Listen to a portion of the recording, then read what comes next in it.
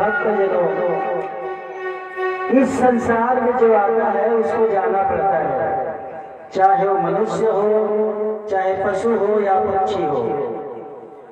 इसलिए कितनों लाखों कर्म करने के बाद मनुष्य का अवतार होता है और ऐसा अवसर और ऐसा मौका पाकर यदि वह कृष्णचंद्र भगवान की महिमा या उसका धर्म ग्रंथ में जो लिखा है उसके अनुसार यदि वो नहीं चल पाता है तो फिर उसका जीवन व्यर्थ है, बेकार है। इसलिए ऐसा अवसर, ऐसा मौका फिर बार बार नहीं मिलेगा। इसलिए मैं चाहूंगा कि आप लोग भी हमारे इस कीर्तन में साथ दें। धन्यवाद।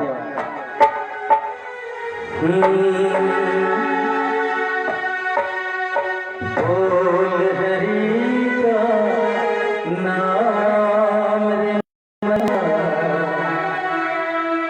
बोल हरि का नाम। बिल्कुल सही बात है। ऐसा मौका, ऐसा अवसर आए ना बार बार मनवा, बोल हरि का नाम, बोल हरि का नाम से मनवा, बोल हरि का नाम, बोल हरि का नाम से मनवा, बोल हरि का नाम। ऐसा मौका, ऐसा अवसर आए ना बार बार मनवा, बोल हरि का नाम, बोल हरि का नाम से मनवा, बोल हरि का नाम।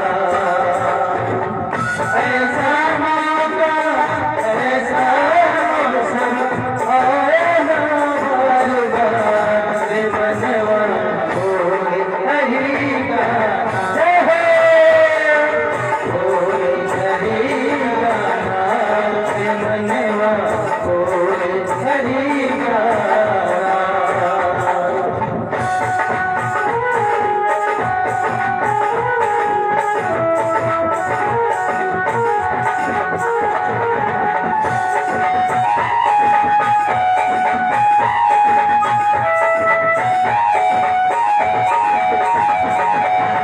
पल भर में तेरा मान बढ़ाना, पल भर में तेरा मान घटाना, पल भर में तेरा मान बढ़ाना, पल भर में तेरा मान घटाना, सारी दुनिया में पाना, ओहो ऐसा अवसर, ऐसा मौका आए ना बार बार मनवा, बोल हरि का नाम, बोल हरि का नाम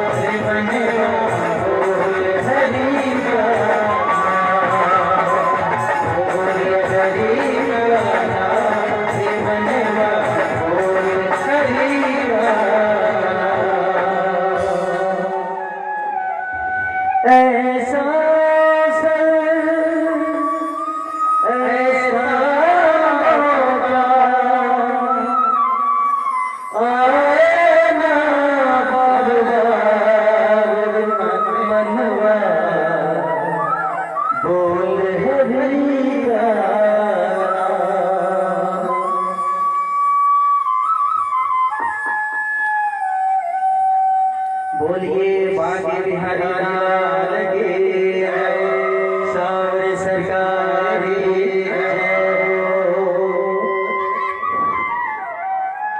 प्रेम से बोलिए श्री कृष्णचंद्र भगवान की। श्रीमद् भागवत महापुराण की जय जय। श्री सुखदेव जी महाराज की जय।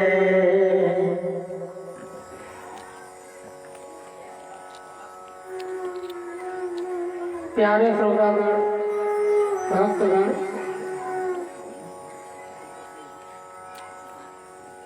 आज परम सौभाग्य की बात है कि हम यहाँ श्रीमद् भागवत की अमृतमय कथा का रसपान कर रहे हैं। धन्य धन्य उस देश को,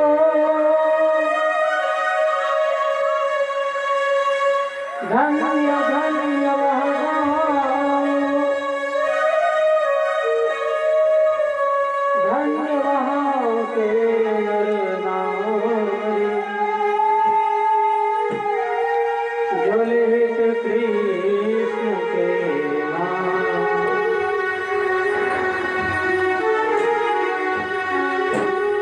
धन्य है उस देश को जहाँ पे ये कथा आयोजन किया गया है। कितने सौभाग्य की बात है कि हम भारत जैसे देश में उत्पन्न हुए, जन्म लिया, जहाँ स्वयं भगवान अवतार है। यहाँ की पावन धरा की क्या कल्पना करें, कितना पवित्र है, पतित है, परम पवित्र, जहाँ भगवान स्वयं अवतार लेकर लीला की। तो इसीलिए इस देश को, हमारे देश को धन्य कहते हैं। धन्य धन्य वह गांव जिस गांव में ऐसे यज्ञ का आयोजन किया जाता है। श्रीमद् भागवत ज्ञान यज्ञ सप्ताह, केवल भागवत नहीं, श्रीमद् भागवत ज्ञान यज्ञ सप्ताह, पूरा नाम है। भागवत सुने लेने पर पूरा नाम। तो ऐसे गांव को धन्य है जहाँ इतने बड़ी यज्ञ का संचालन किया गया है। जो अश्वमेध राजसूय वाजपेय बड़े बड़े यज्ञ से बढ़कर भी कलयुग के लिए बहुत बड़ी यज्ञ है ये श्रीमद् भागवत। श्रीमद् भागवत हमें क्या नहीं देती,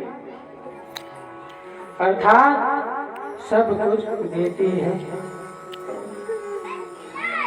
यम यम चिंतये कामम् तं तं प्राप्नोति निश्चितम्। भक्तों, श्रीमद् भागवत की कथा यम यम चिंतन्य कामम तम तम प्राप्नोति निश्चितम्। इसको आप श्रवण करने के लिए जिस मन से आएंगे, आपकी जो भी इच्छा रहेगी वो सब पूरी होगी।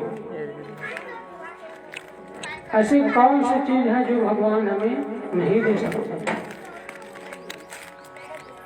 तो मैंने इसीलिए कहा था कि भगवान से भगवान को ही मांगना चाहिए। भगवान हमें लड़ फिर दूसरा कुछ मांगने की कोई आवश्यकता तो होगा नहीं। इसीलिए भगवान से भगवान को ही मांगना चाहिए, बाकी कुछ नहीं। अब स्वयंभू मनु जी के 3 कन्या, आकुति, देवहूति, प्रसूति। आकुति का विवाह रुचि प्रजापति से हुआ, जिसके फलस्वरूप जहाँ भगवान विष्णु जी स्वयं यज्ञ के रूप में अवतार लिए हैं। बोलिए यज्ञ भगवान की जय। आकुति की पत्नी रुचि प्रजापति, इनसे भगवान विष्णु जी यज्ञ नारायण के रूप में अवतार लिए हैं। उनकी पत्नी कौन है यज्ञ की? दक्षिणा। और दक्षिणा कौन है? लक्ष्मी मैया जी दक्षिणा के रूप में जो है प्रकट हुए, वो भी अवतार ले उन्हीं के यहाँ। वे भी आकृति के यहाँ जन्म ले। तो इसीलिए कोई भी यज्ञ होता है, पूजा पाठ होता है, तो यज्ञ होने के बाद दक्षिणा दिया जाता है। दक्षिणा यज्ञ की पत्नी है। आप कितना भी यज्ञ कर लीजिए, यदि दक्षिणा नहीं दिए तो फिर हो गया, समझिए कोई मतलब नहीं है। और दक्षिणा से भी ज्यादा महत्व तो किसका है? भूयसी दक्षिणा का, उसको भी देना। दक्षिणा अधूरा हो जाता है भूसी दक्षिणा के बिना। तो ये यज्ञ की पत्नी है भाई, इसको याद रखिए। अब देवहूति जी का विवाह कर्दम से हुआ। कर्दम जी मुनि हैं। कर्दम जी बहुत तपस्या किए, भगवान श्री हरि प्रकट हुए और क्या कहने लगे भक्तों? त्वां सुरभिस्तत्त्वं बुधिशयायोध्या सदाभिवादा अर्पणं पादपीठम्।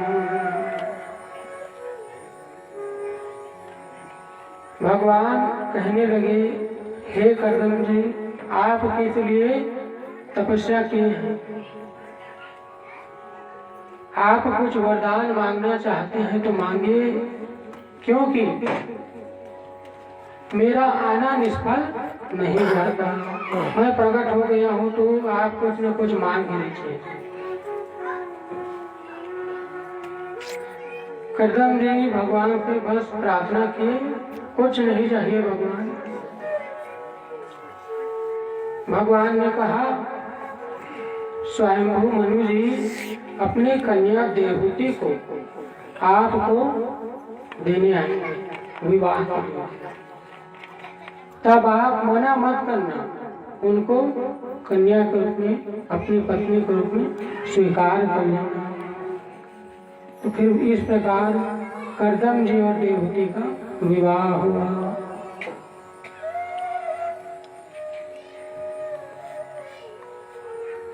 भविशीलवतां श्रेष्ठे दक्षो दुहितवत्सलः विद्वेषं करोत तस्माद्यं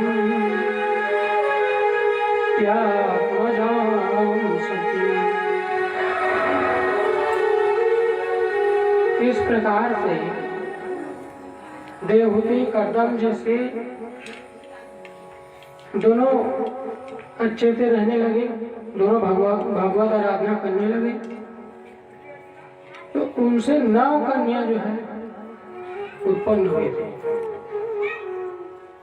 उसके बाद 10वें नंबर में स्वयं भगवान कपिल देव ने अवतार लिया। बोलिए कपिल देव जी महाराज की। देवहूति और कर्दम जी से कपिल भगवान जो है वहां अवतार लिए हैं स्वयं। तो इसको थोड़ा सा चौपाई के माध्यम से हम समझा रहे हैं।